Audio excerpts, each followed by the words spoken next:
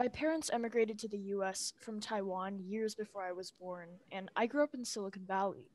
I never really thought of myself as anything other than American when I was growing up. The communities I had always lived in were mostly Asian American.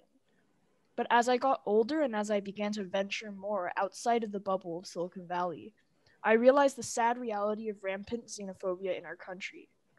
I am only 16, and I cannot count how many instances of discrimination I've seen committed against my friends, family, and community.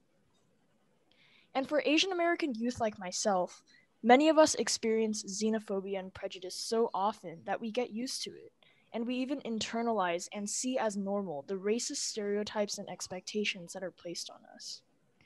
The influx of hate, xenophobia, and fear that darkens an already painful time during this pandemic is very disheartening. But I have hope that things will get better. The only thing we can do now is to move forward together.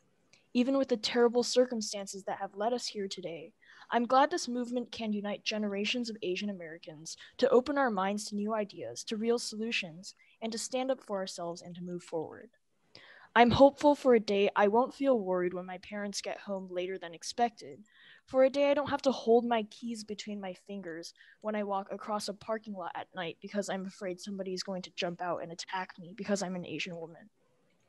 I'm hopeful that a day will come that I'm a person before I'm my race, and my Chinese heritage is a valued part of my humanity instead of a label on my appearance. And we will be heard. We of all ages will participate in civic events, in advocacy, in local and state and in national policy. We will not be quiet, chained by America's perception of us as the model minority, and endure hate.